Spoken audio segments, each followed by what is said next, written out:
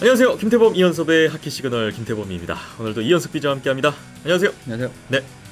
내셔널 하키리그 NHL의 이번 시즌 정규리그가 거의 끝나갑니다. 4월 딱 한 달 남았죠. 이제 각 팀별로 한 15경기씩 남아있는 정규 시즌이 되고 있는데요. 서부 컨퍼런스의 플레이오프 진출 경쟁이 점점 더 뜨거워지는 것 같습니다. 지난 한 주 동안 NHL 어떻게 흘러갔는지 하키 시그널 25회 지금부터 출발해보겠습니다. 하키 시그널 25회 문을 열었습니다. 먼저 여러분이 지난 한 주 동안에 어떤 이야기 들려주셨는지 댓글 소개부터 들어가 보겠습니다. 유튜브 댓글 보죠. 마이문나님 오셨습니다.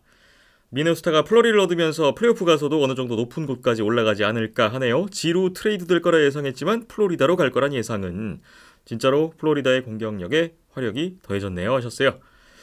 마르크 앙드레 플레리 선수의 미네소타행, 클로드 지루 선수의 플로리다 행에 대해서 두 팀 모두 탄력을 받을 것이다. 그런 예상을 해주셨습니다. 미네소타와 플로리다의 남은 시즌이 더 기대되는 이유인 것 같은데 미네소타 와일드는 잠시 후에 조금 더 자세하게 또 이야기가 준비되어 있으니까 기대해 주시기 바랍니다. 고맙습니다. D.H.K님 댓글 오랜만에 주셨네요. 오랜만에 방송 보게 되었네요. 일 없는 대학생에서 일 많은 사회복무요원으로 전직해서 이래저래 워낙 바빴더니라 챙겨보지 못했습니다. 제 팀 아일즈는 후반기 행보 보면 참 아쉬워요. 요새는 시간 없어서 하이라이트만 챙겨보고 있지만 충분히 저력은 있을 법한 팀인데 원정, 피로 누적 플러스 부상 플러스 코로나로 한순간에 팀이 무너져버려서 공격수들이 후반기에야 겨우 감 잡기도 했고요. 뭐 일이 된 거 빡세 뒤빡센 동부에서 올해는 우리가 똥발받단 셈 치고 고춧가루나 팍팍 잘 뿌려주길 기원해봅니다. 크크크.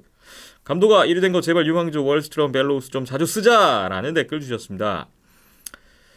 아, 좀 바쁘셨군요. 예, 사람이 뭐 당장에 닥친 일상과 또 생활이 바빠지면 뭐 좋아하는 것에도 잠시 소홀해질 수 있고 그런 것 같습니다. 충분히 공감이 되고 뉴욕 아일랜더스 팬이신데 아일랜더스 경기를 예전보다 좀 많이 못 보셔서 아쉬우실 것 같고 거기다가 올 시즌 성적이 별로 안 좋아서 더 아쉬우시지 않을까 싶습니다. 월스트롬 벨로우스 좀 자주 써라 이렇게 바라셨는데 이 선수에 대해서 이현숙 기자님 좀 어떻게 바라보고 계세요? 네, 뭐 젊은 선수들이기 때문에 앞으로 이제 아일랜더스의 중심 자원으로서 성장을 해야 되는 자원인데 사실 아일랜더스는 지금 최근 경기로 그렇게 나쁘진 않아요. 이제 중간에 결국 10월, 11월에 여러 가지 문제로 인해서 굉장히 성적이 안 좋았던 그런 부분의 여파가 결국 이제 한 2달, 6달 일정인데 그 중에 2달을 망치면은 답이 없죠. 네, 어지간해서는 이제 그런 느낌으로 가고 있고 사실은 지금 페이스가 나쁘지 않기 때문에 뭔가 이제 좀 흐름만 지금 페이스만 유지만 하면은 뭔가 플레이오프를 노려볼 수는 있을 만한 그림으로 흘러가기는 했었거든요. 근데 워싱턴이랑 보스턴이 동시에 그냥 치고 올라가 버린 바람에 사실상 많이 어려워졌습니다. 지금은 이제 거의 지금 이 상황에서 만약에 플레이오프 가면 거의 기적 아닙니까? 기적이죠. 네. 네. 그래서 이제 아직 제가 뭐 수치적으로 가능은 한데 아직 가능은 합니다. 아직 가능은 한데 이제 뭐 사실상 불가능하다라는 말씀을 드리는 거고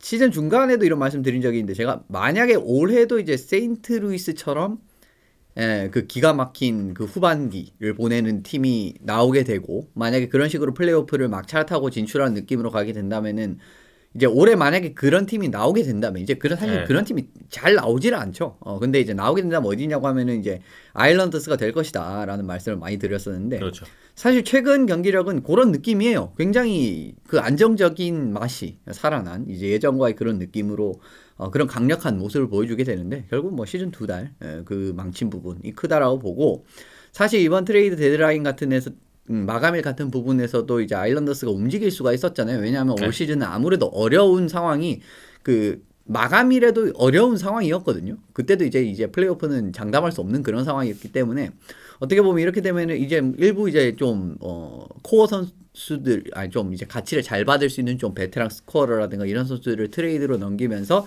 뭔가 미래를 어느 정도는 도모한 선택을 해봄직도 했거든요. 근데 전혀 움직이지 않았습니다. 아일랜더스는 그 부분 자체는 지금 이 코어 올해 같은 경우에는 그냥 운이 없었던 거고 이제 내년에 이제 또 제대로 이제 시즌이 펼쳐지고 별 문제 없이 그냥 제대로만 굴러가면은 우리는 경쟁력이 있다라는 거를 지금 수뇌부선에서는 지금 자신이 있다라고 해석을 하시면 돼요. 그러니까 발라우프도 올 시즌에 심지어 옮기지 않았습니다. 소로킨이 이렇게 올라왔는데도 그런 부분에서도 지금 어떻게 보면은 아일랜더스는 자신이 있다라고 생각을 하는 것 같고 뭐 올 시즌은 좀 이제 운이 없게 좀 안 좋게 됐지만 내년을 충분히 기대해봄직한 이제 그런 생각을 가지고 있지 않나라는 생각이 들기 때문에 뭐 내년에는 뭐 올해처럼 이런 불운이 이제 한 번에 이렇게 그냥 싹 겹치지는 않을 거거든요. 이제 그런 부분을 좀 기대해봐야 되지 않나 이런 생각이 들었습니다. 네. 아일랜더스 팬으로서 충분히 계속 기대를 하셔도 좋지 않을까 싶습니다. 다음 트윈스 LG님 댓글 주셨습니다. ECHL에 있는 미우라 유키, 신상훈, AHL, 히라노를 어떻게 평가하시나요? 하셨어요. 우선 신상훈 선수, 히라노 유시로 선수에 대해서는 얼마 전에 댓글 소개도 한번 있었고 이야기를 드린 적이 있어서 답글로 안내를 해드렸고요. 그 외에 ECHL 일본인 선수죠. 미우라 유키 선수에 대해서만 한 말씀 해주신다면. 네, 뭐 이야기를 많이 들었던 선수였습니다. 네. 주변 지인분들에게서 현재 계신 지인분들에게서 굉장히 이야기를 많이 들었던 그 선수였고, 어릴 때부터 이제 체코 쪽에서 이제 유스 쪽이라든가 그런 부분에서 경험을 쌓은 이후에 네. 미국 쪽으로 넘어갔었어요. USHL 경력도 있고, 그리고 이제 NCAA, D1A 쪽에 있는 이제 레이크 스페리어 주립대 쪽에 들어가서 졸업을 하고 올 시즌 ECHL로 들어갔습니다. 근데 이 선수 같은 경우에는 이제 뭐 아주 이제 사이즈가 크다라든가 뭐 이제 그런 이제 경기력에서의 강점보다는 굉장히 두루두루 여러 가지 모습에서의 그런 좋은 모습을 보여줄 수 있는 센터 자원이에요. 그래서 아시아리그에 이제 어느 팀에 들어가게 된다라도 저는 2라인 정도 수준의 센터 정도 충분히 가능한 자원이라고 생각을 하는데 네. 전체적으로 이제 경기력에서 이제 좀 두루두루 뭐 모진 데가 없이 여러 부분을 이제 잘 수행을 해낼 수 있는 그런 유형의 선수고, 뭐 리더십이라든지 이런 부분도 어느 정도는 굉장히 좋은 평가를 받는다라는 이야기를 많이 들었습니다. 그렇기 때문에 이 선수도 지금 일본의 중심 자원으로서 충분히 이제 활약을 할 수가 있는 선수라고 저는 생각을 해요. 네.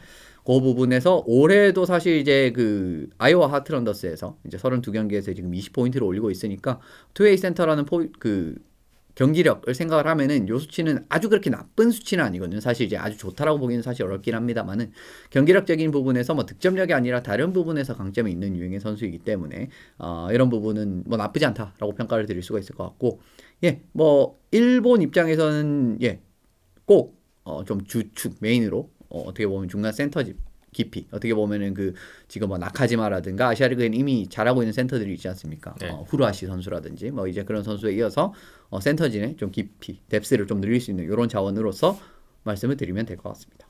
그렇군요. 뭐 앞으로 자주 볼 수 있을 것 같습니다.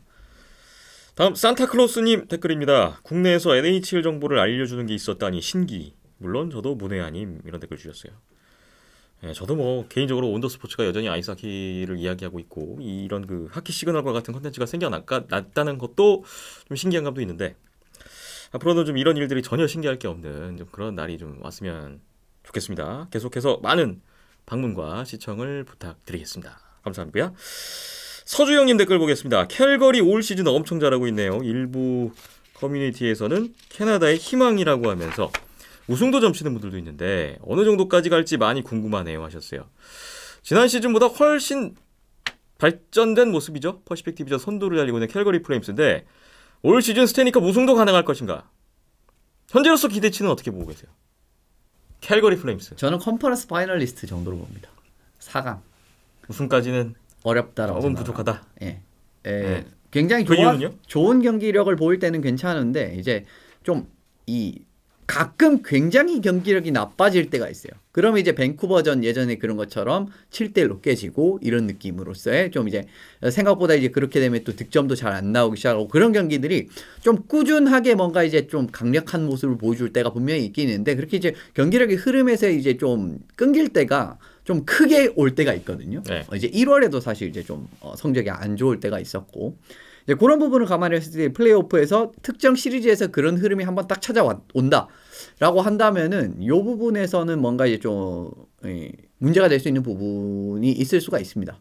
물론 이제 그 마르크스 램 선수 골리도 어떻게 보면 이런 좀 기복적인 측면에서 항상 좀 약점 같은 부분을 가져왔던 선수이기 때문에 전체적으로 이제 이 경기력에서 이 파도 치는 이런 부분에서 이거를 얼마나 좀 덜 치게 만들 것인가 그런 부분 어쨌든 중요하지 않을까라고 생각이 들고 물론 이제 전력적인 측면에서는 굉장히 강력하긴 합니다만은 센터진이 사실 어떻게 보면 좀 슈퍼스타 센터진 이라고 하기도 좀 애매한 부분이고 이제 물론 이제 센터진의 대응 능력적인 측면에서는 1, 2, 3라인 센터라든지 4라인 센터 최근 모너행 선수가 4라인 센터 아니면은 스크래치를 당하는 이런 그림으로 나가고 있는데 전체적으로 어쨌든 센터의 대응 능력은 좋지만 지금 모너행 선수가 부족하기 때문에 절대적인 센터진의 스타파워는 좀 부족한 상황이에요. 린돌름 선수가 있긴 하지만은 그런 부분에서의 약점이라든가 가끔 이제 이 경기력이 한번 안 좋아지기 시작하면 너무 안 좋아지는 이런 경기력을 보일 때가 있다라는 거. 그리고 이제 마르크 스트램까지도 이제 이런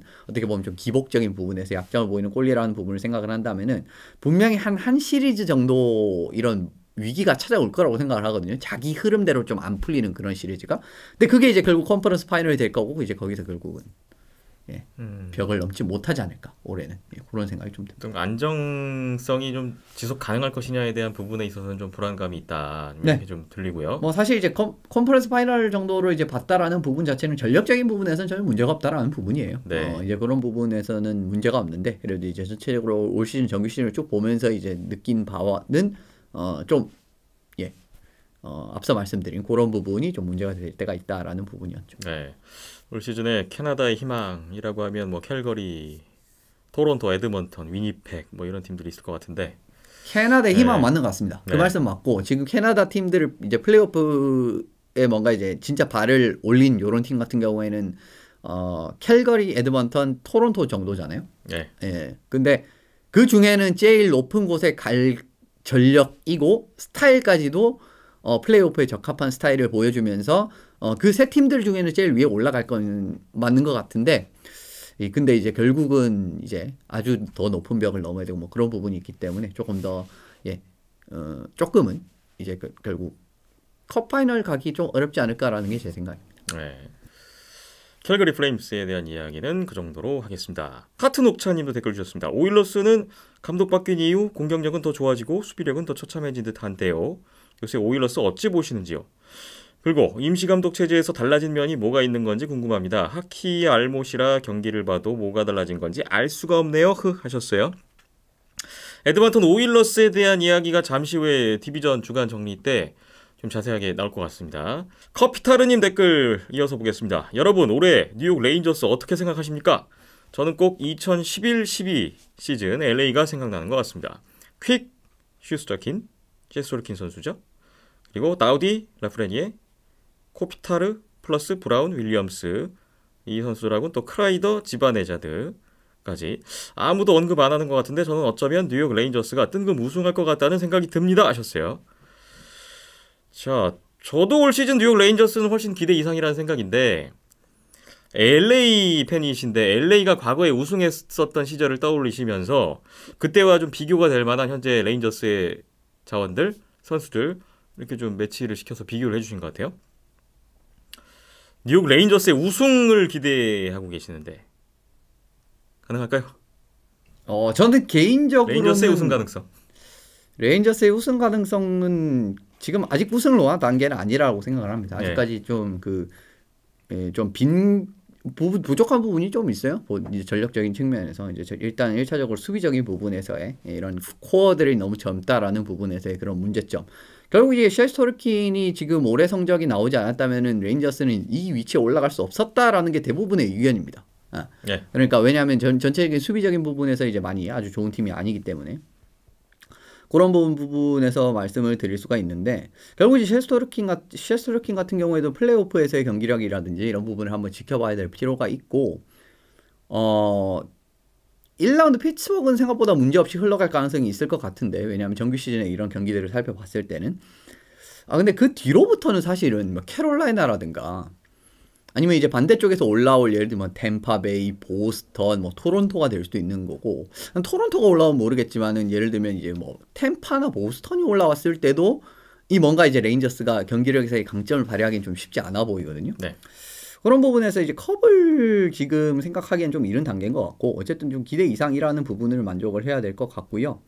저는 개인적인 의견은 레인저스랑 좀 비슷하다라는 부분은 이제 사람이 느끼는 부분에서는 다 다를 수 있지만 좀 이제 스타일적인 부분에서 비슷한 팀은 오히려 캘거리나 댈러스 쪽이 2011년, 12년 LA랑 더 비슷합니다. 이제 그런 부분 같은 경우에는 기본적으로 이제 피지컬 플레이 같은 부분을 많이 선호하는 이런 부분. 옛날 2011, 12 킹스 같은 경우에는 8번 시드 이제 막 이렇게 올라가가지고 스탠리컵을 들었던 딱 그 해거든요. 이제 그 해 같은 경우에는 이제 전방적으로 피지컬 같은 부분을 이제 중시를 할 수 있는 그런 이제 선수들이 많았었고 예. 감독 데럴 서터로 지금 캘거리랑 똑같죠. 그 다음에 전체적으로 1라인에서 4라인까지의 그러한 좀 깊이로 승부를 하는 그런 팀 컬러 지금 완전 동일하지 않습니까? 캘거리랑.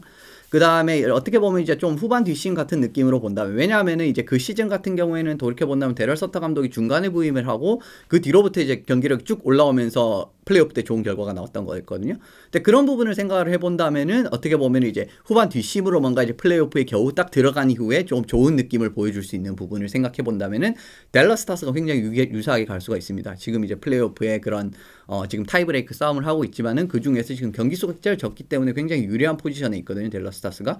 그리고 댈러스 스타스도 리그에서 알아주는 피지컬 팀이죠. 피지컬적인 부분으로 게임을 풀어나가는 팀에다가 어떻게 보면은 그 당시에 보시면 이제 베테랑 선수들이라든가 이런 선수들도 이제 중간에 수비진이라든가 공격진에 굉장히 베테랑 선수들 같은 부분도 딱딱 자리를 잡고 있으면서 중심을 잡아주고 뭐 윌리 미첼이라든가 수비진에 이런 선수들이 있는데 뭐 라이언 수터 선수가 이번에 들어오면서 그런 베테랑들이 들어왔죠. 수비진에도. 네. 그리고 이제 공격진에도 보시면은 어떻게 보면 그 당시에 이제 저스틴 윌리엄스라든가 지금 언급하신 저스틴 윌리엄스 선수들 같은 경우에는 31살 이제 어떻게 보면 전성기 딱 찍에서 조금 내려가거나 이제 황혼기로 딱 들어갈 무렵에 그런 선수들, 그냥 시몬 가니에라든가 뭐 이런 그런 선수들이 있었어요. 근데 지금 벤이랑 세긴이 굉장히 그 포지션이랑 유사한 흐름으로 지금 댈러스에 있습니다. 지금 벤이랑 세긴도 지금 30살, 31살 이런 느낌으로 들어가고 있고 네. 조금씩 기량이 떨어지는 부분인데 베테랑으로 중심을 잡는 자원으로서는 중간 자원이라든가 이런 부분을 활약을 할 수는 있는 선수죠. 그리고 메인이라기보다는 조금 뒤로 있고 그리고 메인 자원으로 보신다면은 어떻게 보면 뭐 로버트슨이나 힌츠 이런 선수들이 있는 부분이 있는 거고 그런 부분을 따져보면 댈러스가 조금 더 유사하지 않나 컬러적인 측면에서는 예, 어쨌든 골텐딩 같은 부분도 지금 오틴저가 탄탄한 부분이라든가 캘거리도 마르크 스트램이 있잖아요. 이제 그런 부분에서의 좀 유사성이라든가 전체적으로 따지면은 저는 어떻게 보면은 댈러스라든가 어디죠? 캘거리에서 조금 더 이제 유사성을 많이 찾을 수 있지 않나. 올 시즌 캘거리나 댈러스를 봤을 때 10년 전 LA랑은 좀 더 어울릴 수 있겠다 이런 말씀을 해주셨고요. 어쨌거나 뭐 레인저스든 캘거리든 댈러스든 뭐 그 세 팀 중에 만약에 우승팀이 올 시즌에 나온다면 그럼 뭐 뜬금 우승이라고 할 법도 하지 않을까. 예, 지금으로서는 뭐 아주 강력한 우승 후보까지 거론되는 팀들은 좀 아니다 보니까 뭐 그런 느낌도 좀 드네요. 시즌 초 생각하면은 뜬금이죠. 시즌 네. 초를 생각을 하면. 근데 이제 중반부 정도 들어왔을 때는 이제 캘거리가 이제 앞서도 이제 말씀이 나왔지만은 캘거리가 이거 어쩌면 컵을 노릴지도 정도의 전력이긴 하거든요. 지금 네. 사실 이제 그런 부분이 있는데 댈러스도 사실은 이제 저는 이제 굉장히 높게 평가했습니다만은 뭐 다른 쪽에서는 그렇게 댈러스를 높게 평가하지 않는 그림이었어요. 이제 그런 부분에서도 진짜 만약에 댈러스나 진짜 레인저스가 우승하면 조금은 의외의 결과라고도 봐도 해석을 하셔도 무방하지 않지 않나라는 생각이 듭니다. 커피타르님 댓글 잘 봤습니다. 마지막 트윈스 LG님 댓글 하나 더 주셨습니다. 토론토 캠벨 부상 복귀는 언제인지 아시나요? 하셨어요. 이번 주에 토론토의 패트르 모라제크 꼴리도 부상을 입으면서 지금 6주 이상 못 나온다고 하는데 잭 캠벨 복귀가 더 절실해졌습니다. 복귀 시기에 대한 소식이 있습니까? 거의 복귀가 임박을 했다라는 이야기가 있습니다. 근데 문제는 뭐냐면 복귀를 해도 사실은 문제인 게 지금 쉘그렌 선수가 결국은 잘하고는 있는데 조금씩 공략을 당하기 시작을 해요. 그리고 이제 최근에 보시면은 공략을 당했는데 그게 이제 슛이 빗나간다거나 아니면 포스트에 맞아서 좀 운이 좋게 이제 실점으로 연결이 안 되는 경우가 굉장히 많아요. 토론토가. 네. 최근 뭐 플로리다전도 그랬었고 보스턴전도 그랬었고 그다음에 위니펙전도 마찬가지였고 그런 느낌에서 만약에 실점이 이게 딱 그게 굉장히 조금 차이잖아요. 근데 그게 딱 실점으로 이어지게 된다라면은 이거 경기 어떻게 될지 몰랐을 것 같은데 라는 느낌의 경기가 꽤 있었습니다. 이제 그런 부분에서 어떻게 보면은 진짜 캠벨이 어쨌든 복귀를 해야 되는 부분이 있는데 사실 캠벨도 이 지난 12월부터 생각을 해본다면 경기를 썩 좋지 않았단 말이에요. 그런 부분에서 얼마나 이 예전의 모습 어떻게 보면 예전의 모습도 아니죠. 한 11월 10월의 모습 그 모습이 딱 나올 수 있는지 없는지 이거는 굉장히 어떻게 보면 이 토론토의 플레이오프 판도에도 굉장히 큰 영향을 미칠 수 있는 경기라고 생각을 하고 그 변수라고 생각을 하고요. 복귀가 임박을 하기는 했다는데 복귀 임박을 했고 이제 필라델피아전 출전이 유력하다라는 이야기가 있습니다.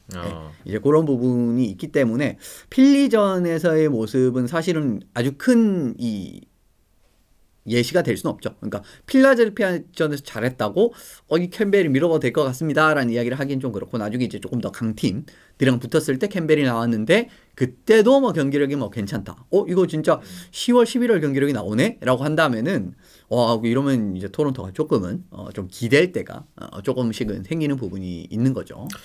토론토 입장에서는 확실히 진짜 캠벨이 돌아와서 어떤 모습을 보이느냐가 남은 경기에서도 그렇고 이 플레이오프 가서도 아주 중요하고도 큰 변수가 될 것은 분명할 것으로 보입니다.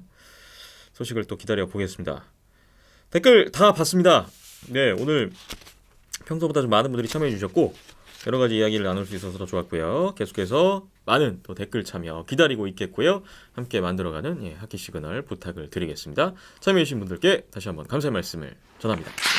네, 오늘 저희 4월 1일에 녹화를 하고 있는데 앞서 오프닝에 말씀드렸듯이 이제 정규리그 딱 4월 한 달 남았습니다. 막판 순위 경쟁 어떻게 흘러갈 것인지 주목되고 있는데요. 오늘 역시 각 디비전별로 정리하는 시간 준비했습니다. 우리나라 시각으로 4월 1일 금요일 경기 종료 기준으로 순위표 보면서 이야기 나눠볼게요. 동부 컨퍼런스 메트로폴리탄 디비전부터 출발해 보겠습니다. 선두 캐롤라이나 허리케인스가 지난주에 2번의 연장 경기에서는 모두 졌지만 정규승 3승을 추가했습니다. 지난주 5경기 3승 2OT에 좋은 성적을 올렸습니다. 2위는 뉴욕 레인저스인데요. 상위권 순위 싸움에서 아주 중요했던 피츠버그와의 2경기에서 모두 정규승을 했어요. 버펄로, 디트로이트 상대로는 2번의 연장승이 있었고 지난주 4연승을 달렸습니다. 최근 7경기 6승 1패인데 피츠버그를 끌어내리고 다시 2위로 올라온 뉴욕 레인저스입니다. 피츠버그 펭귄스가 3위로 내려갔습니다. 디트로이트전 11대2 대승을 거두긴 했지만 아무래도 레인저스와의 맞대결 2번의 그 정규패가 좀 컸고요. 순위도 내려가게 됐고 지금 뉴욕 레인저스와의 플레이오프 1라운드 대결 가능성도 꽤 높은데 조금은 우려가 되는 결과였어요. 피츠버그 입장에서는요. 오늘 7연승을 달리고 있던 미네소타 상대에서 연장승을 거뒀고 미네소타의 8연승을 저지했습니다. 4위는 워싱턴 캐피털스인데 지난주 3경기 2승 1패를 기록했고요. 5위 뉴욕 아일랜더스입니다. 지난주 5경기 3승 2패를 했는데 콜럼버스와의 홈앤홈 2연전 수입하면서 5, 6위 순위가 바뀌었습니다. 자동적으로 6위는 콜럼버스 블루제키츠가 됐는데요. 위니펙전, 미네소타전 2경기 연속 연장패 그리고 아일랜더스전 2연전 2패를 입었고 최근 5경기 3패 2OT 승리가 없습니다. 5위 자리를 아일랜더스에게 내줬습니다. 7, 8위는 변함없는데 7위 필라델피아 플라이였습니다. 센트럴 디비전 팀들과의 원정 경기가 이어졌던 지난주였고요. 세인트루이스전 승리 후에 콜로라도, 내슈빌, 미네소타 만나서 3연패가 기록됐습니다. 8위는 승점 같은데 뉴저지 데블스고요. 지난주 3경기 1승 2패, 최근 8경기에서도 2승 6패, 최하위에서 벗어나지 못했던 최하위 뉴저지 데블스였습니다. 동부 컨퍼런스 메트로폴리탄 디비전 먼저 봤는데요. 상위권 여기도 꽤나 좀 볼만하죠. 캐롤라이나가 조금 앞서 있지만 이 레인저스와 펭귄스의 좀 엎치락뒤치락하는 흐름 또 한 번 바뀌는 지난주였습니다. 네. 레인저스가 역시나 좀 좋은 모습을 보여주고 있습니다. 여전히 좀 좋은 흐름이 이어지고 있고 네. 일정이 사실은 3월 중반 들어서 전혀 쉽지가 않았거든요. 왜냐하면은 템파베이 캐롤라이나 원정이 있었고요.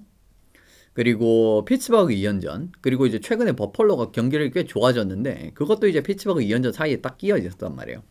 이런 부분에서 일정이 정말 쉽지가 않았거든요. 근데 그 경기들을 다 이겼습니다.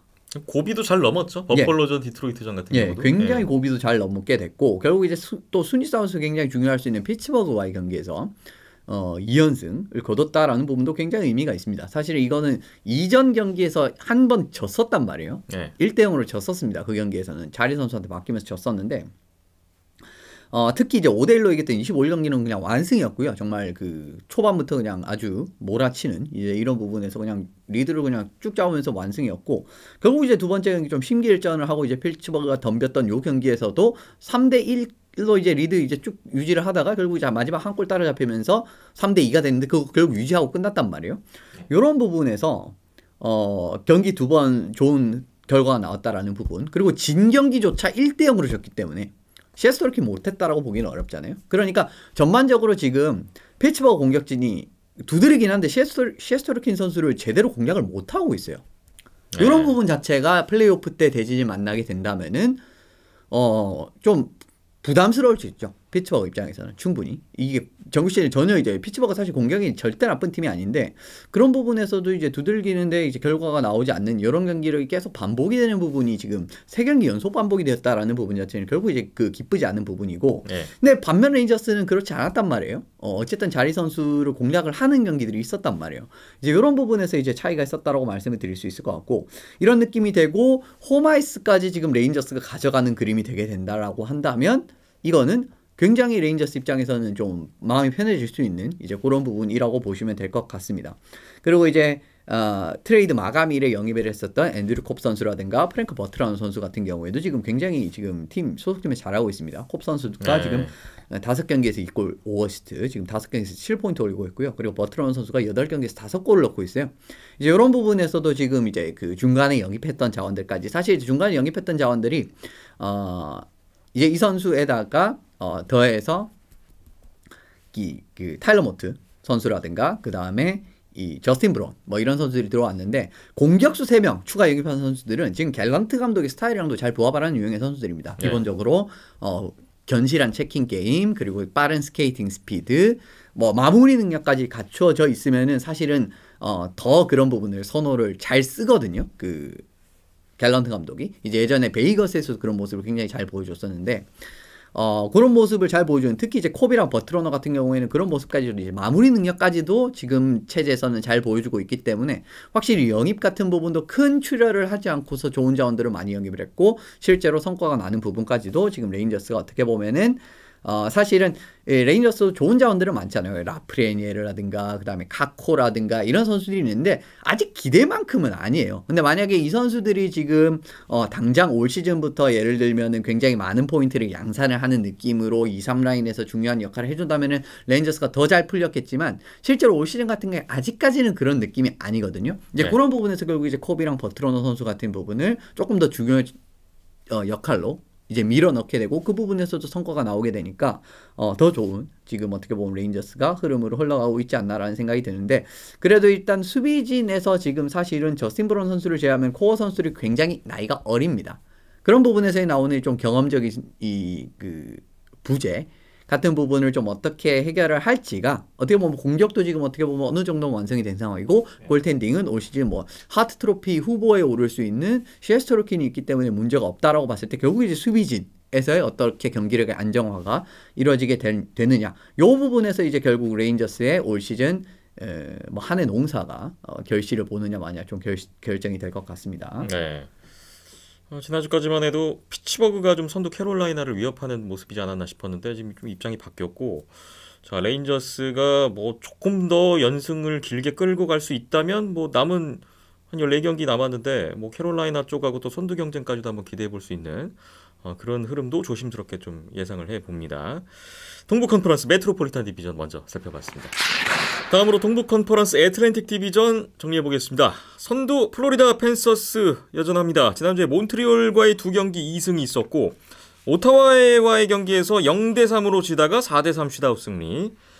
토론토전에서만 패했고요. 지난주 5경기 4승 1패를 거뒀습니다.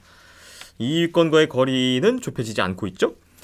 2위 토론토 메이플 리프스입니다. 몬트리올전 패배는 좋지 않았지만 이후에 플로리다, 보스턴, 위니펙 상대로 3연승 달렸고요. 템파베이 라이트닝이 한 경기 덜 치른 가운데 1점 뒤진 채로 3위입니다. 보스턴전 역전패까지 3연패가 이어졌다가 디트로이트, 뉴욕 아일랜더스, 캐롤라이나 상대로 2번의 연장승 포함해서 토론토랑 똑같이 3연승 달렸습니다.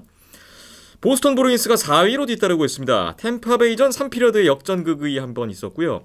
아일랜더스전 승리까지 4연승을 달렸습니다. 토론토전 지면서 연승은 끝났지만 이후에 뉴저지전 또 승리 챙겼어요. 최근 10경기 8승 2패, 최근 19경기 15승입니다.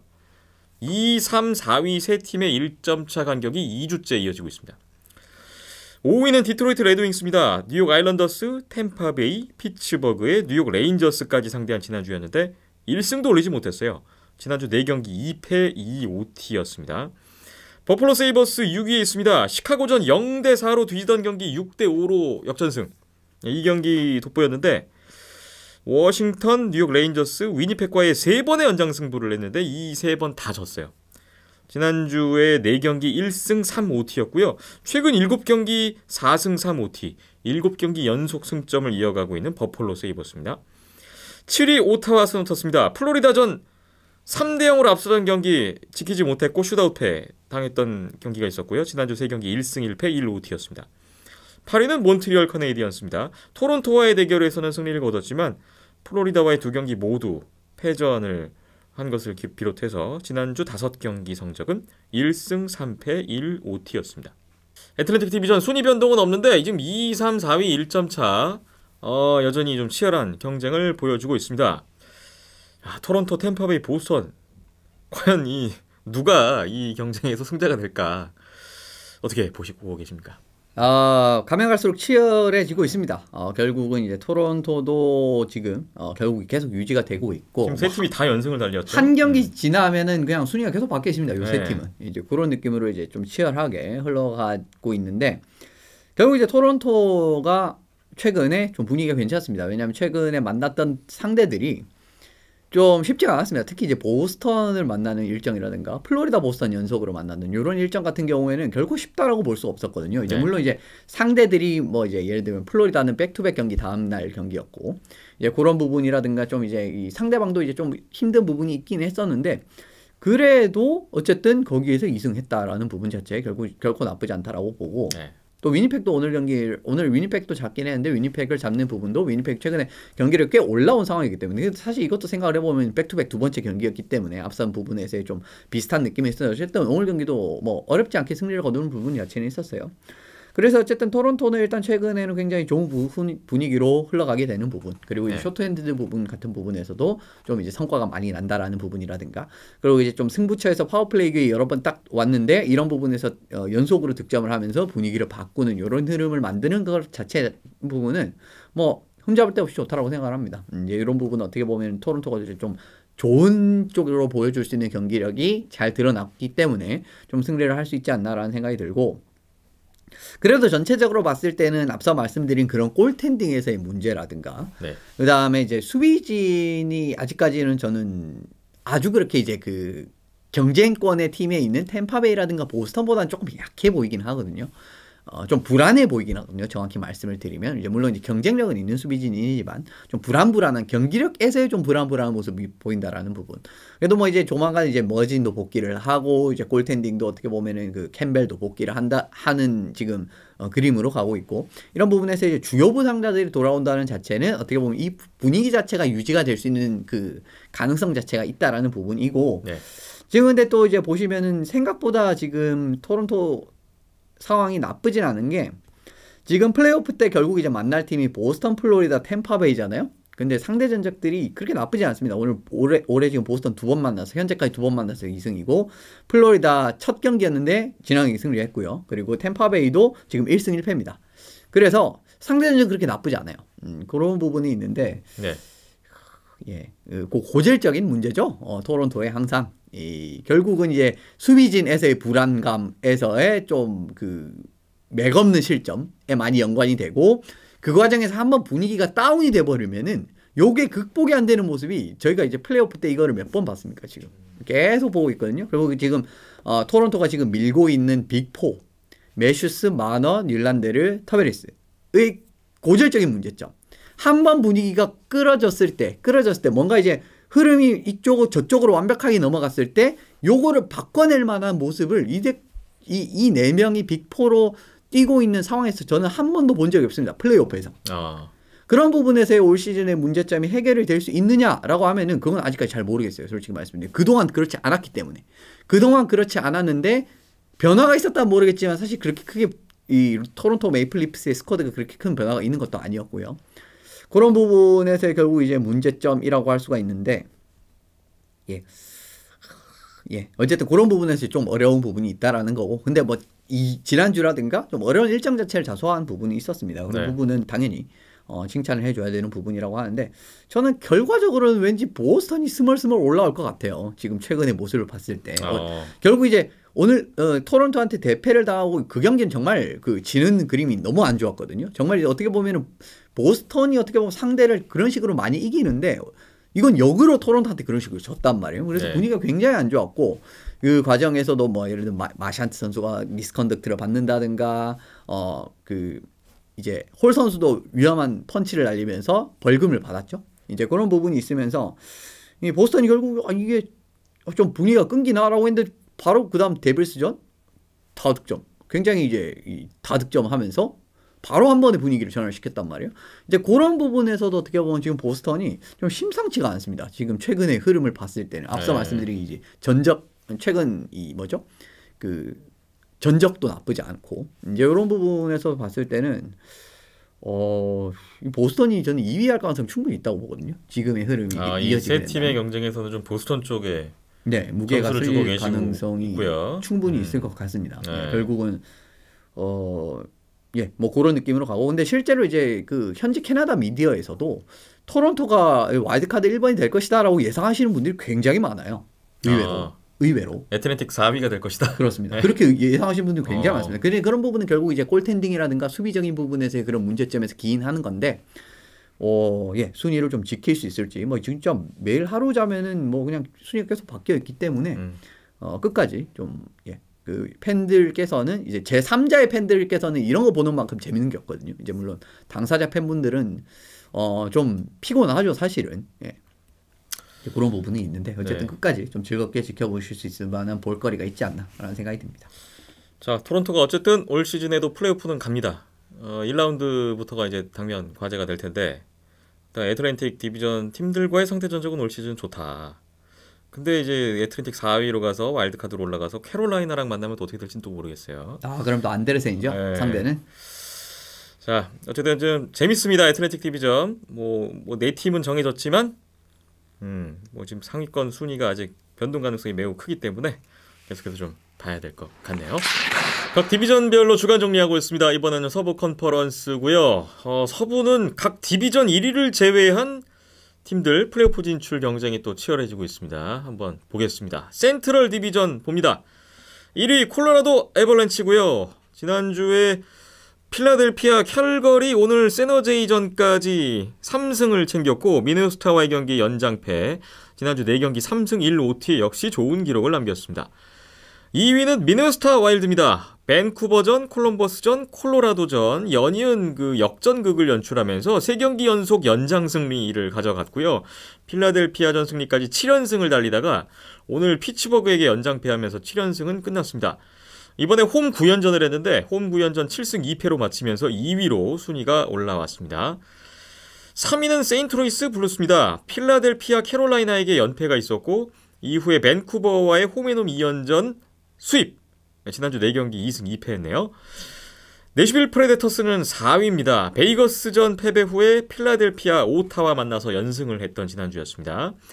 5위는 댈러스 스타스인데요. 캐롤라이나전 슈트아웃 승리 후에 밴쿠버전 패배로 3연승은 끝났고 이후에 애너하임과의 원정 2연전에서 모두 승리했습니다. 최근 8경기 6승 2패 여전히 플레이오프 진출 가능한 위치에 있는 댈러스 스타스입니다. 다음 6위는 위니펙 제츠입니다. 콜럼버스전, 애리조나전, 버펄로전 3경기 연속 연장 승부를 펼쳤는데 이 3경기를 모두 잡았어요. 오늘 토론토전 지면서 3연승은 끝났습니다.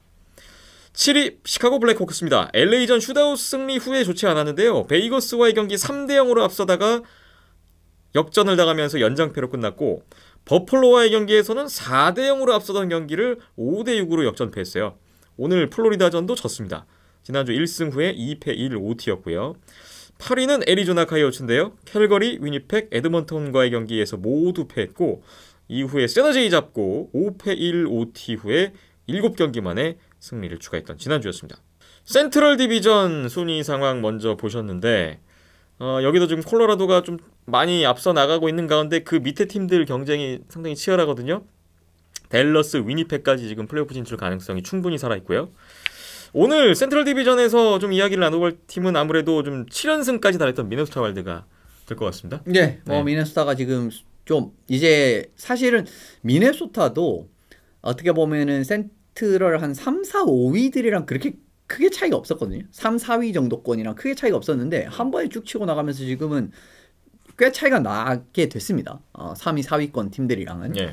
이제 그런 느낌에서 이제 좀 안정적인 부분이 되게 되는데 결국 이제 윙어들이 일단은 기본적으로 득점에 지금 굉장히 많이 어떻게 보면은 관여가 되어 있고 어떻게 보면 득점형 윙어들이 굉장히 많으면서 좀 일단 득점을 올리는 데는 크게 이제 미네소타가 문제가 없는 부분이 굉장히 많이 나오게 돼요. 이제 그런 부분에서 지금 어떻게 보면 지금까지 좋은 성적이 날 수는 있다라고 보고 예. 그리고 플레리 선수는 사실 많은 경기를 치르지 않았습니다. 들어온 다음에 아직까지 경기를 많이 치르지 않았고 탈벗 선수가 좀 분위기가 올라오면서 경기를 올라온 자체는 그렇게 나쁘지 않습니다. 근데 결론적으로는 이 항상 말씀드리지만 한 점 차 승부가 너무 많고 연장에서 너무 많이 경기를 가고 이런 느낌이 너무 많아지면은 이거는 마냥 좋게 보기는 솔직히 말씀드리면 어려운 측면이 있거든요. 그 부분 제가 항상 말씀을 드리지만은 연장 최근에 3대3 연장이기 때문에 사실 5대5랑은 너무 판이한 경기 양상이 펼쳐지게 됩니다. 그런 부분도 그렇고 조금만 삐끗하면은 어떻게 보면은 그게 이제 안 좋은 결과로 이어진다는 부분이라든가 그리고 이제 그 슛아웃 같은 부분은 거의 뭐 그냥 운이잖아요. 근데 어떻게 보면은 3월 10일, 11일 디트로이트 콜럼버스전 같은 경우 두 경기 뭐 전부 다 슛아웃 가서 경기가 끝났거든요. 이제 그런 부분에서 1승 1패라는 부분이 있는데 결국 이제 최근에 연장이랑 그 슛아웃을 너무 많이 갑니다. 지난주 5경기 중에 4경기가 연장이었습니다. 그렇죠. 네. 그런 부분도 있고 오늘 이제 피츠버그 전도 결국 연장이었고 그리고 미네소타 경기를 보시면 이 미네소타 팬분들이 경기를 편하게 못 보실 것 같아요. 항상 뭔가 뒤처집니다. 뭐 리드를 둔다든가 그런 느낌으로 미네소타 경기가 너무 많이 흘러가요. 네. 근데 이게 기적적으로 예를 들면 뭐 3점 차가 됐는데 골리를 무진장 일찍 빼가지고 그게 이제 뭐 3골을 그 순간 막 만회해가지고 이기고 뭐 이런 경기들이 미네소타는 꽤 많아요. 실제로 보시면. 근데 사실은 이런 거는 또 자주 말씀드린 그 지속 가능성이죠. 이런 것도 결국은. 네. 사실 이런 그런 경기 양상이 쭉 뭔가 이어지기는 힘들거든요. 아니면 3경기 연속 연장승 이게 쉽지 않죠. 그렇죠. 네. 그리고 이제 플레이오프에 가서도 이게 정말 이제 그런 상황, 예를 들면 3대0으로 지고 있는데 일찍부터 골리를 뺐는데 그런 식으로 이제 그 좋은 결과가 이어질 수 있을지에 대한 여부는 사실 플레이오프 가면 더 어려워집니다. 상대가 더 강해지고 상대방도 당연히 집중력이 높아져 있고 이런 상황이 되게 되면은 더 어려워 그런 식으로 경기를 풀어가는 부분은 어려운 측면이 있거든요. 그래서 지금 같은 경우에 미네소타는 사실은 좋은 그림으로 가긴 했습니다만은 뭔가 좀 안정적으로 뭔가 좀 좋은 결과를 마냥 기대하기에는 좀 동떨어진 게 사실이에요. 그리고 이제 센터진 같은 부분도 결국 이제 트레이드 마감이라서 전혀 보강을 하지 않았어요. 센터진은. 이제 그런 부분에서 센터진의 경쟁력이 타 팀들보다 떨어진다라는 부분. 그런데 이제 결국은 뭐 콜로라도라든가 세인트루이스라든가 내슈빌이라든가 댈러스, 콜로라도 맥키넌 이랑 카드리 선수 있죠. 그리고 세인트루이스 오라일리, 세인트루이스 뭐 언급한 선수가 너무 많잖아요. 센터진에서 좋은 선수를 오라일리부터 시작을 해서 쭉 있잖아요.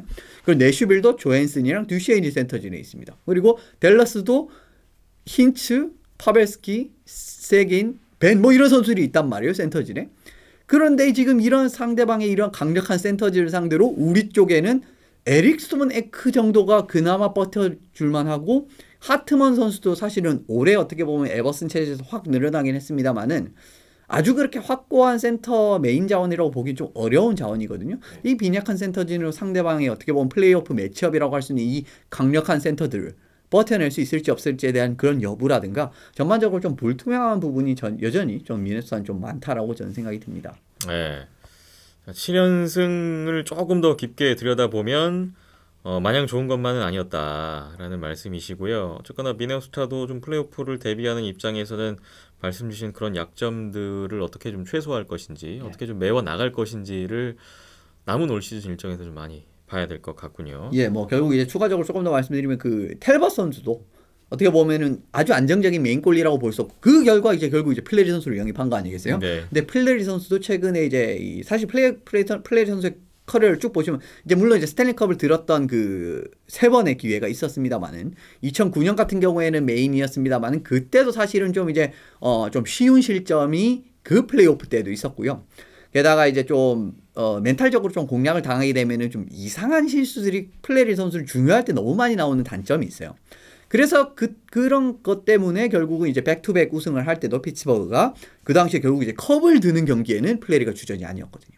스탠리컵 결승에는 결국 머리 선수가 출장을 한다든가 네. 그런 모습으로 펼쳐진 경기들이 많았기 때문에 플레이를 영입한 건 좋지만 이게 정말 이 확고한 답안이 될 것인가에 대한 것도 불투명합니다 아직. 예, 그런 부분이 됐기 때문에 여러 가지로 좀 미네소타는 전 개인적으로 물론 이제 이 팀의 지금까지의 모습 자체는 괜찮았습니다만은 플레이오프 때 이 경기력이 그대로 이어질지에 대한 여부 자체가 좀 불투명한 부분이 있기 때문에 그 부분이 어떻게 해결이 될지를 좀 지켜보시는 게 좋을 것 같아요. 네. 그래도 플레리 오고 나서 또 텔벗이 좋아지니까 네. 뭐 그런 것도 플레리 영입 효과로도 볼 수 있지 않나 싶기도 하고요. 자, 센트럴 디비전 서부 컨퍼런스 먼저 살펴봤습니다. 여기까지 하겠습니다. 마지막으로 서부 컨퍼런스 퍼시픽 디비전입니다. 참 시즌 내내 궁금증을 자아냈던 퍼시픽 디비전 조금씩 정리가 되어가는 느낌이 좀 들기도 해요. 지난 한 주 어땠는지도 보겠습니다. 1위는 캘거리 프레임스입니다. 애리조나전, 에드먼턴전 승리 후에 콜로라도전, 오늘 LA전까지 이후에 두 경기는 1패 1OT를 기록했고요. 승점 89점. 경기 수에서도 좀 여유가 있고 넉넉한 선두를 달리고 있습니다. 2위는 LA 킹스입니다. 지난주 기록을 보면 슛아웃까지 가는 경기가 3번이나 있었는데 그 중에서 이제 1승 올렸고요. 시애틀과의 홈 2연전은 1승 1패로 마쳤습니다. 여전히 2위고요. 3위, 2경기 덜 치른 에드먼턴 오일러스가 승점 3점 뒤져 있습니다. 캘거리전 5대9 패배가 있었는데 나머지 세너제이, 애리조나, LA와의 경기 모두 승리를 거뒀습니다. 특히 LA와의 맞대결 승리로 2위 지금 LA를 또 계속 바짝 추격하고 있어요. 최근 11경기 8승 2패 1OT의 흐름을 보여주고 있습니다. 베이거스 골든 나이츠는 4위에 있는데 내슈빌전 승리, 그리고 시카고전 0대3으로 뒤지던 경기 연장으로 끌고 가서 이겼고요. 시애틀전도 이겼습니다. 지난주 3경기 모두 승리, 3연승을 달렸습니다. 최근 7경기 5승 2패, 승률을 좀 회복하고 있는 베이거스고요. 5위는 밴쿠버 캐너스입니다. 센트럴 디비전 팀들과의 대결에서 결과가 좋지 않았던 지난주였는데 미네소타전 연장패, 댈러스전 승리, 이후에 세인트루이스와의 홈앤홈 2연전은 모두 정규패로 끝났습니다. 서부 컨퍼런스 와일드카드 경쟁에서 좀 불리하게 된 밴쿠버 캐너스의 지난주였습니다. 6위는 세너제이 샤크스입니다. 에드먼턴전, 애리조나전, 콜로라도전 모두 패했고요. 애너하임과의 경기는 승리를 했습니다. 지난주 4경기 1승 3패에 그쳤는데 그 1승이 애너하임전이었다는 점, 그리고 최근에 애너하임이 좀 깊은 부진에 빠지는 바람에 6위로 한 단계 순위는 올라왔습니다. 7위는 애너하임 덕스입니다. 세너제이전 졌고 댈러스와의 홈 2연전에서도 1패 1OT에 그쳤습니다. 최근 11경기 8패 3OT 승리가 없는데 순위가 7위까지 내려가 있습니다. 8위 시애틀 크라켄 변함없고요. LA전 원정 2연전 1승 1패 후에 베이거스전 패배를 기록했었던 시애틀의 지난주였습니다.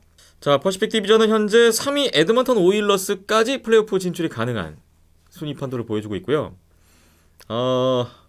LA, 에드먼턴의 간격이 좀 다소 좁혀진 또 지난주였습니다.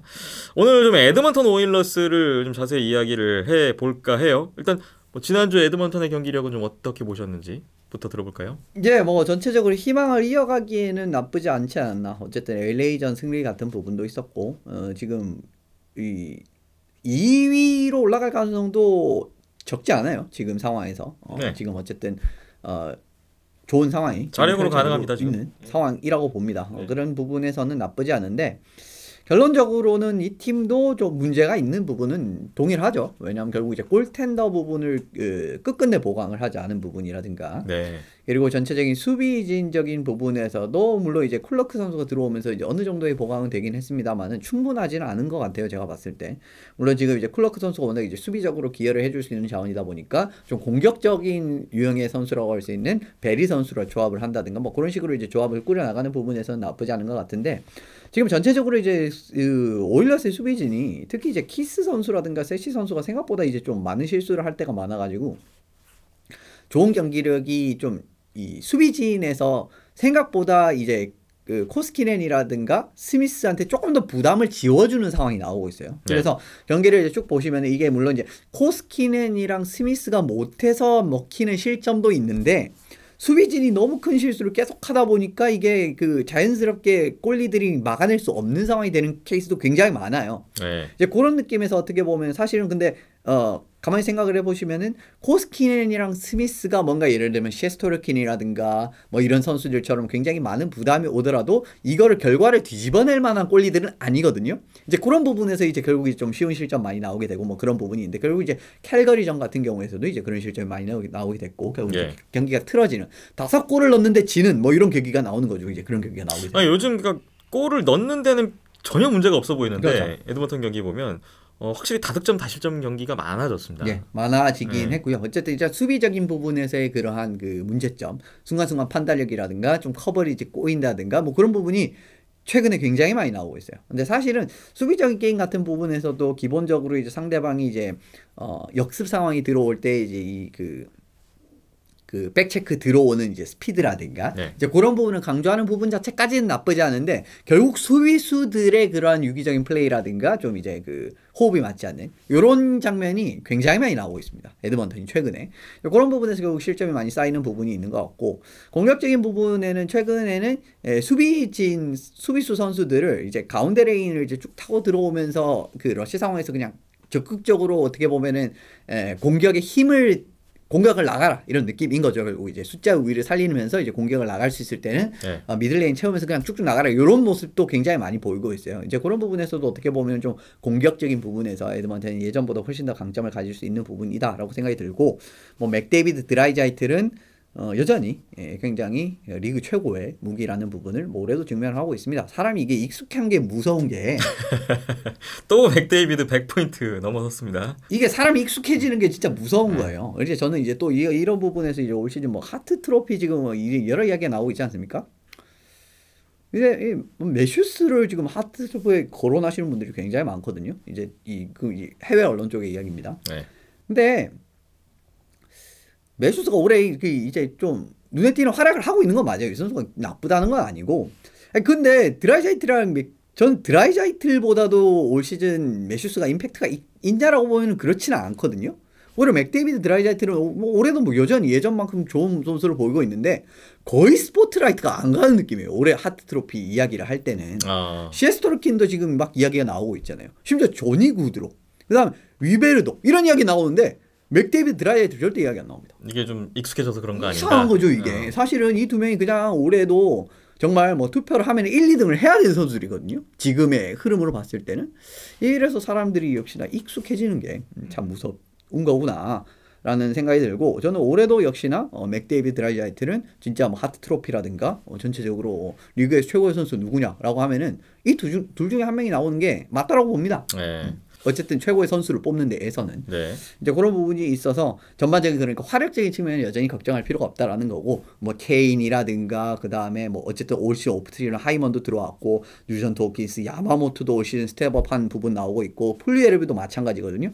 그런 느낌에서 어쨌든 공격진에서 지금 갖춰진 선수들 폴도 이전보다 더 좋아졌어요. 근데 수비진이 좋아졌느냐라고 하면 지금 수비진의 안정감적인 측면에서는 그렇지 않다라고 저는 말씀을 드리고 이 부분에서 결국은 골텐딩에서 조금 더 부담을 지워주는 그림이 나오게 되는데 그 부분에서도 지금 골텐딩진이 극복을 하지 못하는 모습이 나오기 때문에 자연적으로 실점도 더 많아지는 이런 케이스가 나오고 있다라고 저는 생각이 들고요.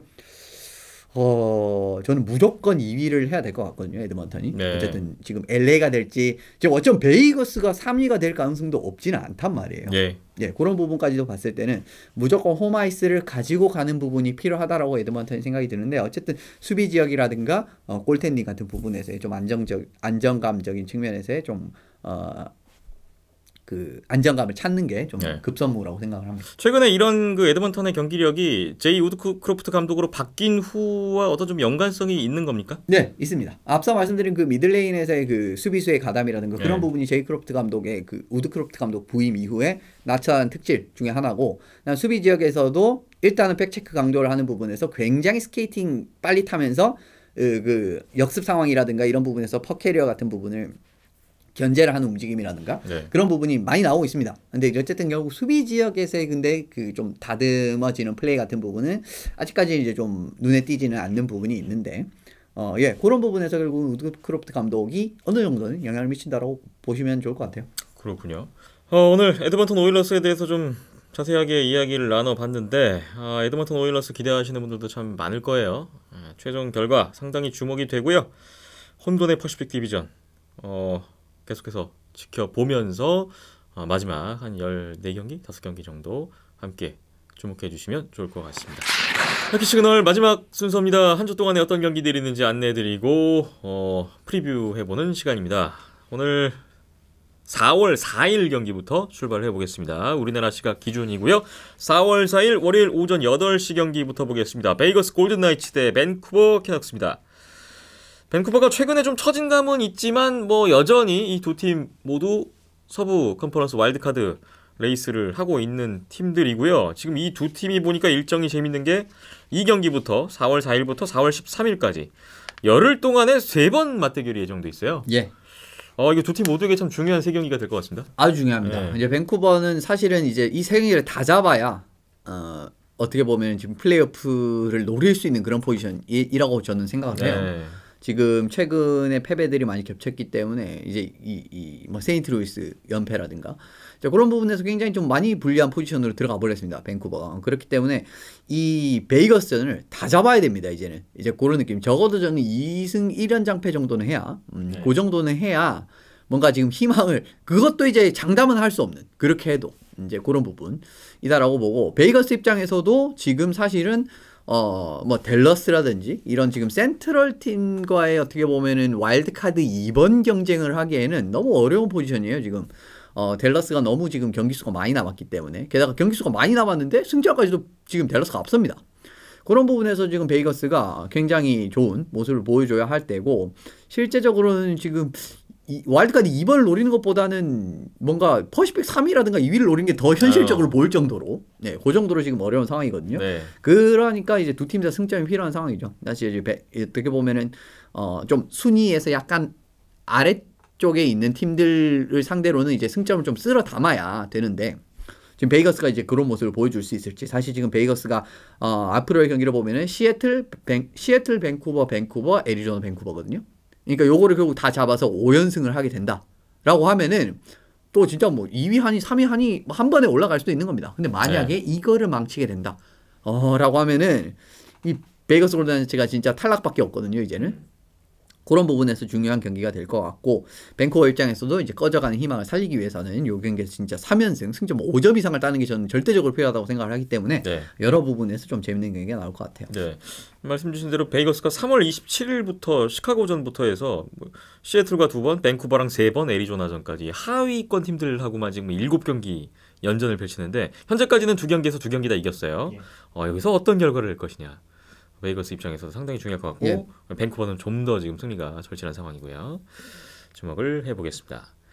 4월 5일 화요일 8시 30분 오전이고요. 토론토 메이플 리프스 대 템파베이 라이트닝입니다. 현재 애틀랜틱 디비전 2위, 3위 플레이오프 1라운드 대진이 될 수도 있는 두 팀의 대결이죠. 지금 토론토가 어려운 일정을 잘 버텨내고 있습니다. 플로리다도 잡았고 보스턴 잡았고 이제 템파를 잡으면 될 차례예요. 근데 이제 그런 부분에서의 경기력 자체에 잘 나올 수가 있을 것 같고 템파베이도 지금은 경기력이 좀 많이 좋아졌습니다. 최근에 들어서는 다시 좀 예전에 그러한 어떻게 보면 1, 2라인에서의 좀 공격 지역에서의 창의성이라든가 그런 부분이 사실은 좀 안 좋은 흐름으로 갔을 때는 그런 게 잘 안 나오면서 지는 게임들이 많았단 말이에요. 근데 최근 경기들을 보시면은 이런 부분이 좀 살아난 경기력을 느낄 수가 있어요.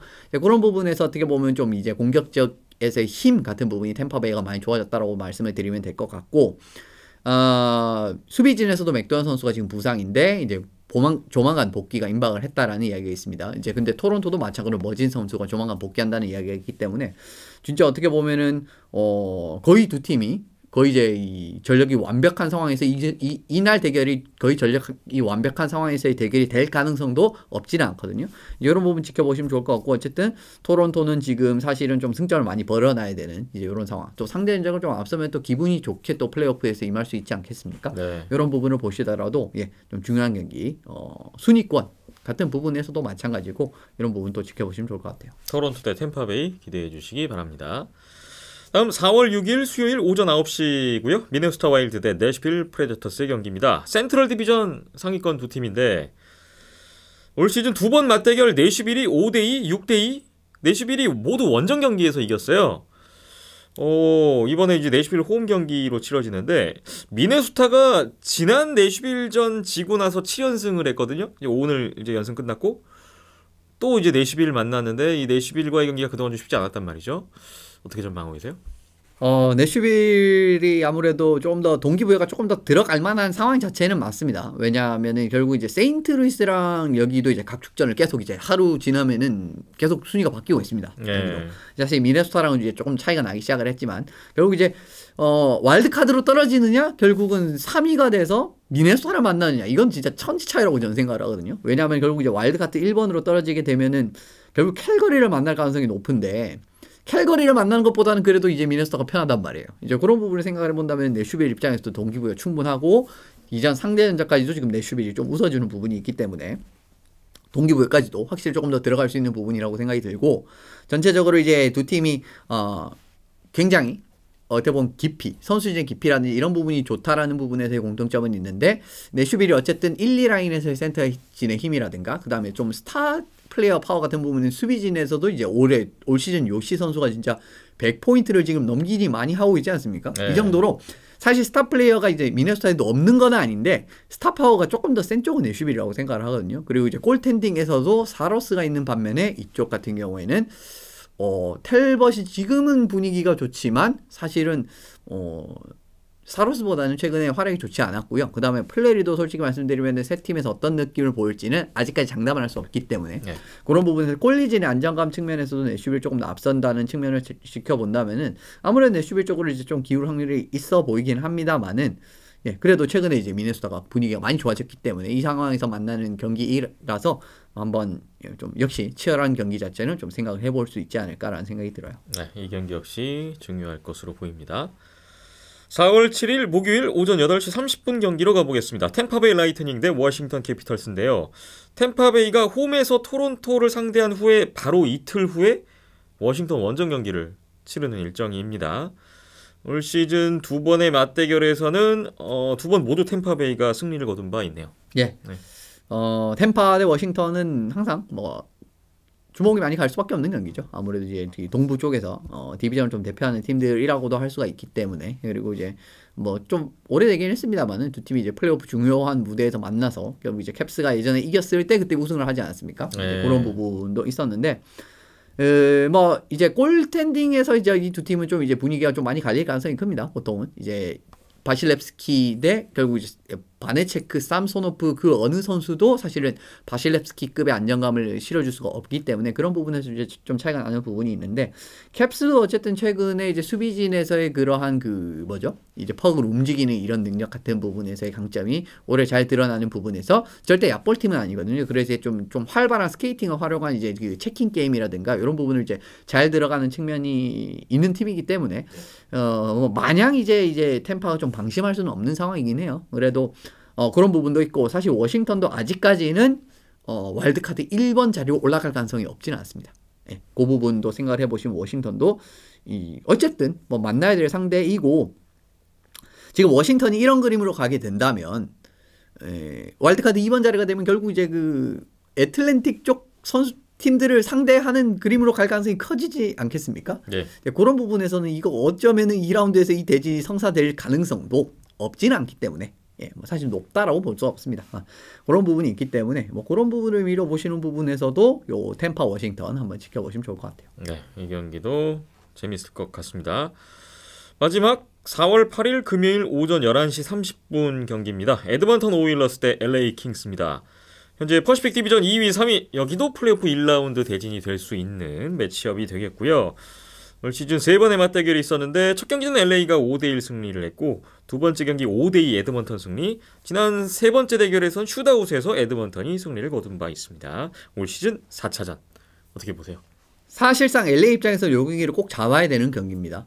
지금 입장에서 에드먼턴보다 조금 불리한 포지션에 있는 게 사실이기 때문에 요런 이제 맞대결에서 지게 된다라고 한다면은 네.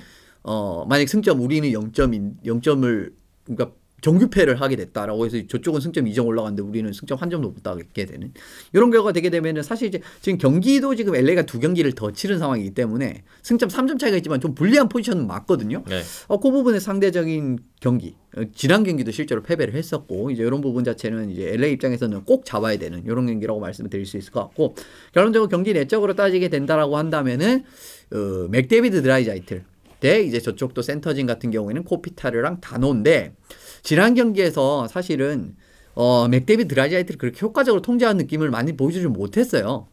이제 이런 부분에서 사실은 어떻게 보면 LA 킹스의 가장 큰 장점이라고 한다면 센터 1, 2라인 센터가 상대방의 센터 1, 2라인의 대응 능력, 그러니까 수비 능력 기가 막히게 매치업에서 뭔가 이 이득을 볼 수 있는 그런 팀이거든요. 근데 LA가 지난 경기 에드먼턴을 상대로 그런 모습을 보이지 못했습니다. 그런 부분에서 이제 좀 불안감이 나올 수가 있는 부분이 있고요. 어쨌든 퀵 선수가 나오게 될지 피터슨 선수가 나오게 될지 모르겠지만 무조건 코스키넨이랑 스미스보다는 더 좋은 모습을 보여줘야 됩니다. 경기력에서. 이제 이 부분에서 확실히 LA가 분위기를 잡고 갈 수 있는 그런 부분이 있기 때문에 골텐딩에서 이제 확실하게 앞서가는 부분이라든가 그 다음에 이 센터 대응적인 측면에서 이번에는 1, 2라인 센터진이 이 맥데이비드 드라이자이트를 상대로 사실 답을 찾아낸다는 게 거의 불가능하긴 한데 그래도 좀 좋은 모습을 보여줘서 지금 이 굉장히 중요한 요 경기 잡아내는 게 중요하거든요. 그래서 LA 입장에서도 이제 에드먼턴도 만약에 진짜 이거를 만약에 잡게 된다라고 한다면은 지금 승점에서는 좀 뒤처지지만 뭐 얼마든지 뒤집을 수가 있는 경기 수가 앞서고 그리고 이제 상대 전적에서 많이 승점 벌었기 때문에 그런 부분이 펼쳐질 수 있기 때문에 중요한 일전이라고 보시면 될 것 같습니다. 네, 이제 모든 팀들 남아있는 일정 한 경기 한 경기 이기고 지느냐가 다 중요하겠지만 뭐 오늘 뭐 뽑은 경기들이 다 사실 순위 경쟁 다 맞대결 경기거든요. 이런 경기 특히나 더 중요할 텐데 자 모든 팀들이 좀 어떤 결과를 낼지 좀 관심 있게 지켜봐 주시면 좋을 것 같습니다. 학교 시그널 25회 오늘은 여기까지 하겠습니다. 지난주에도 말씀드린 바와 같이 저희 금요일에 매주 금요일에 녹화를 해서 이제 토요일에 업로드되는 방식으로 약간 변경이 됐는데 다시 한번 참고를 부탁드리겠고요. 평일에 월요일부터 금요일까지는 매일 밤 9시에 유튜브 뉴트롤전 튜브에서 이현숙 기자님 진행하시는 라이브 콘텐츠 즐기시고 또 토요일에는 저희 하키 시그널 시청하시고 이렇게 되면 이제 대한민국에서도 거의 일주일 내내 NHL 이야기를 함께 나눌 수 있는 그런 또 시간이 가능합니다. 많은 관심과 또 시청, 또 송원을 계속해서 부탁을 드리겠습니다. 댓글 많이 남겨주시고 좋아요, 구독, 알림 설정까지 오랜만에 다시 한번 말씀드리네요. 후원까지 해주시면 너무나 감사하겠죠? 많은 응원 부탁드리겠습니다. 오늘 이만 물러갑니다. 지금까지 이현숙 기자, 저는 김태범이었습니다. 오늘도 함께해 주신 여러분 고맙습니다.